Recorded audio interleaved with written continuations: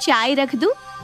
ये थी सरियागंज की एक आम सुबह, जहां धीमी धीमी ठंड और आती हुई गर्मी के मौसम का सभी लुत्फ उठा रहे थे। और इस सुहाने मौसम के साथ संडे की सुबह का मजा उठाते हुए शैलेश जी अपने दोस्त के साथ चाय की चुस्कियां ले रहे थे। संडे की सुबह और चाय, यही तो है असली कमाई। क्या सुरेश? ये भी कोई बोलने की बात है शैलेश?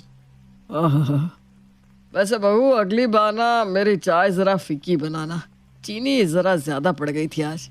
लग रहा था मानो किसी ने चाय में चाशनी घोल दी हो, बस रसगुल्ले डालने की देर थी। तो मेरे घर चल, तेरी भाभी के हाथों की चाय पिलाता हूँ तुझे। भाभी के हाथों की चाय की परतर तो कोई कर ही नहीं सकता। सब कुछ एकदम सही मात्रा में। मजाल है स्वाद इधर से उधर हो जाए। कहीं जाने की जरूरत नहीं पड़ेगी पापा जी, अब से मैं ध्यान रखूंगी।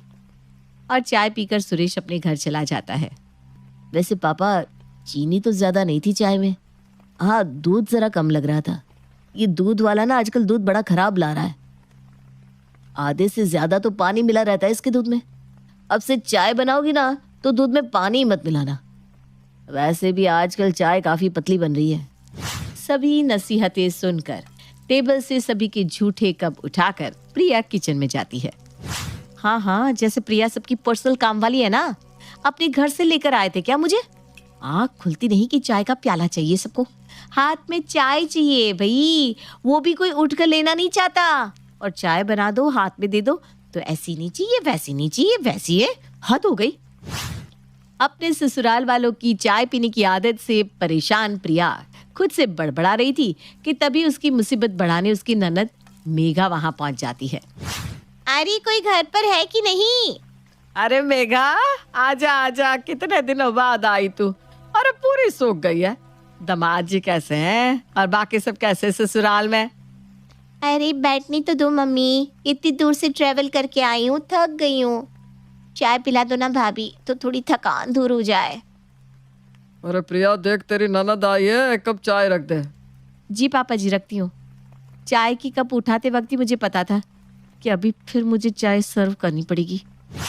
ये तो बस एक झलक मात्र थी, वरना हिंदुस्तान में ऐसा कौन सा घर होगा जहाँ पर एक भी चाय का दीवाना न रहता हो।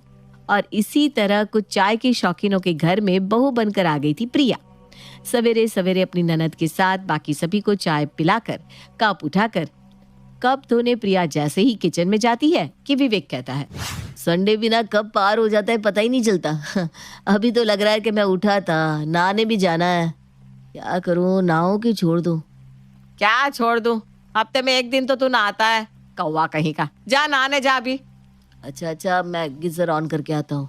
अब सुनो ना, जब तक पानी होता है प्रिया, एक कप चाय ही रख दो। बहू चाय बना रही है तो मेरे लिए भी बना दो, एक कप मैं भी पी लेती हूँ।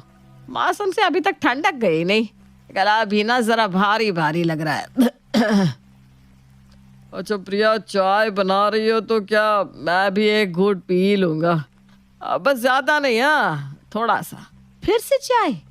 ओहो, परेशान होकर प्रिया झूठ कह देती है। अब दूध नहीं है, दूध खत्म हो गया है पापा जी, चाय नहीं बन पाएगी, तुम नहा लो ना विवेक। लो बताओ, अब दूध खत्म हो गया।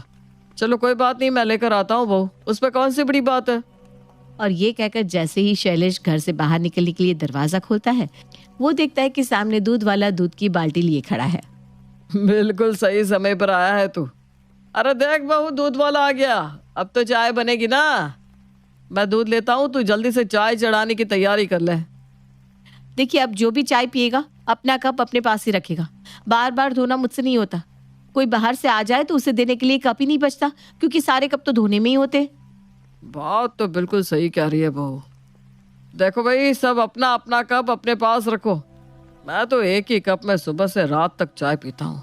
बहू भी अकेली कितना काम करेगी, जिसे देखो उसका काम बढ़ा देता है। सब समझ गए ना? जब जल्दी से चाय चढ़ा दे, वरना पानी गर्म हो जाएगा। विवेक को नहाने भी तो जाना है। प्रिया करती भी क्या, किसी को उस पर तरस ही नहीं आ रहा था, और हमेशा की तरह वो किचन में जाती है और बड़बड़ाती हुई चाय बनाने लगती है। सुबह के 11:30 बज रहे हैं और 8वीं बार चाय बना रही हूँ मैं। फिर इनको नाश्ता अलग चाहिए, दोपहर का खाना अलग चाहिए, स्नैक्स अलग चाहिए, और जिस तरह सब 24 घंटे चाय चाय चाय पीते रहते हैं, लगता है स्टोव पर चाय का सॉस पैन ही चढ़ाकर छोड़ दूं। इतना इरिटेट होने के बाद भी प्रिया चाय बनाकर सभी को देती है और खुद भी चाय पी रही होती है। तभी मेघा टिप्पणी करते हुए कहती है, सुबह में तो नहीं बोला प्रिया कुछ, पर अब से ना ध्यान रखना, मैं दूध वाली चाय नहीं पीती हूँ कि I only take black tea. Diet भी तो देखनी पड़ती है ना, अब तुम्हारी तरह पेट निकाल कर तो घूम नहीं सकती मैं, तुम्हारी जीजा जी को पसंद नहीं है। अरे तो खुद क्यों नहीं बना लेती। सभी को चाय नाश्ता करवाकर प्रिया किचन में दोपहर का खाना बनाने जाती है। सुधा हॉल में टीवी लगाकर भजन संध्या सुनने लगती है। मेघा अपना फोन चला रही होती है और शैलेश इधर उधर टहल रहा होता है। तभी अपना लैपटॉप लिए विवेक अपने कमरे से बाहर आता है। जरा टीवी धीरे करो मम्मी, बहुत सर फट रहा है। टीवी को म्यूट कर मेघा, देख विवेक के सर में कैसे दर्द चढ़ाया। एक संडे का दिन मिलता है आराम करने, पर मेरे बॉस को उसमें भी हमें नहीं छोड़ना है। ना रहा था कि ऑफिस से फोन आ गया, अभी के अभी मीटिंग ज्वाइन करने के लिए बोल दिया है चाचा ने। इतना सर दर्द में मीटिंग कैसे करूं मम्मी? अरे तू रुक, अभी इलाज करती हूँ तेरे दर्द का। 1 कप कड़क चाय पिएगा ना तो दर्द यूं फुर हो जाएगा तेरा। भाभी 1 कप अदरक और तेज पत्ता डालकर चाय तो बनाना, विवेक के सर में बड़ा दर्द हो रहा है। सच में ये काम करेगा क्या मेघा? अरे मम्मी पूछो मत, इनको तो अध कपाली की प्रॉब्लम है। पूरा दिन माथे में गमछा बांध कर इधर उधर घूमते रहते थे। फिर एक दिन मैंने ये मेरी स्पेशल चाय बनाकर पिलाई। इसके बाद मजाल है उनके सर में फिर से कभी दर्द हुआ हो। तुम भी पियो ना मम्मी, घुटने के दर्द में भी बड़ा फायदा करेगा। किचन में काम करती हुई प्रिया हॉल में हो रहे डिस्कशन को सुन रही थी। हद हो गई भाई, दिन भर इनका चाय का प्याला कम था कि अब दोपहर में भी चाय चाहिए।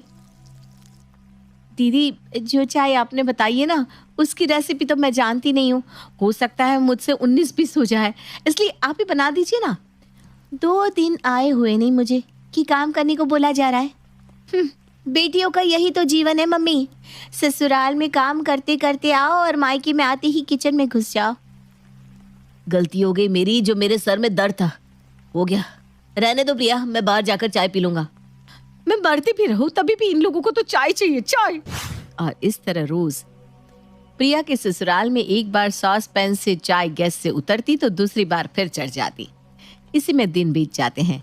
जब भी घर में कोई भी बात हो, प्रिया से सीधा कहा जाता, बहू चाय रख दे। प्रिया खुद में बड़बड़ाती जाती और काम करती जाती। पर हद तो तब हो गई जब एक दिन सुबह 4 बजे प्रिया के कमरे का दरवाजा धनधनाने लगा, जब शैलेश जी दरवाजा बजा रहे थे और प्रिया को आवाज लगा रहे थे, बहू, ए बहू। हाँ 8 बज गए क्या? नहीं नहीं बहू, अभी तो सिर्फ 4 बजे हैं। तो इस वक्त आप यहाँ? पापा जी, मम्मी जी, हे भगवान उनको कहीं कुछ। अरे नहीं नहीं बहू, इतनी अच्छी किस्मत नहीं है तेरी। वो तो मेरी आँख खुल गई थी तो सोचा चाय पी लूं। जरा चाय चढ़ा दे बहू। ये सुनकर प्रिया के मुंह से कोई आवाज ही नहीं निकली। कैसे निकलती? सुबह 4 बजे ऐसी बात सुनकर कोई बोले भी तो क्या बोले। और इसके बाद प्रिया के सब्र का बांध टूट जाता है और वो बिस्तर लगाकर किचन में ही बैठ जाती है। या बहू का आज क्या हुआ है? किचन में ही बिस्तर लगा लिया उसने। उससे वही सुविधाजनक लग रहा होगा सुधा जी, और क्या। सभी को सबक सिखाने के लिए प्रिया किचन में ही बेड लगा लेती है, पर उसकी इस हरकत से किसी के कानों में जू तक नहीं रेंगती। उसी शाम अचानक विनोद गुस्से में अपने ससुराल आता है। ये क्या हरकत है नेहा? मुझे बिना बताए छोटी सी बात पर तुम यहाँ आकर बैठ गई। 10 दिन से कितने फोन कर रहा हूँ मैं तुम्हें, ना फोन उठा रही हो ना मैसेज का रिप्लाई कर रही हो। नहीं रखना ना रिश्ता तो साफ साफ कह दो। मैं भी और इस रिश्ते में फंसा नहीं रहना चाहता। हर बार का तमाशा मुझसे बर्दाश्त नहीं होने वाला, इसलिए मैंने भी तुम्हें डिवोर्स देने का फैसला कर लिया है। ये लो, ये डिवोर्स पेपर, इस पर मैंने साइन कर दिया है, तुम भी कर दो। अरे मेघा, तुम दामाद जी से झगड़ा करके हमारे यहाँ आई थी? नहीं नहीं बेटी नहीं। और ये आप सब क्या बोल रहे हैं दामाद जी? इससे तो बुद्धि नहीं है, आप तो समझदारी वाली बात कीजिए। छोटी सी बातों से रिश्ते नहीं टूटा करते। हाँ दामाद जी। और एक ही पल में अचानक ही पूरे घर का माहौल बिगड़ जाता है। इसी बीच प्रिया कहती है, लगता है ये लंबा चलेगा, तो चाय रख दूं जीजा जी? पापा जी तो पियेंगी ही। दीदी की ब्लैक टी तो 5 कप बना दूं? अरे बहू, ये कोई वक्त है क्या चाय पूछने का? आग लगे चाय को। इस घर में आप कभी कोई चाय नहीं पिएगा। दामाद जी पहले आप इस मैटर को सॉर्ट कीजिए। मैटर का क्या है? मैटर तो सॉर्ट हो गया ससुर जी। और विनोद, जिस काम से अपने ससुराल आया था वो तो उसने पूरा कर लिया था। जैसे ही शैलेश चाय को राम राम करता है, विनोद अपनी भाभी को आंख मारता है। तो उठिए मेघा जी, चलिए अपने ससुराल। रोती हुई मेघा दरवाजे से बाहर चली जाती है और चुपके से विनोद अपनी भाभी के कानों में कहता है, बच्चे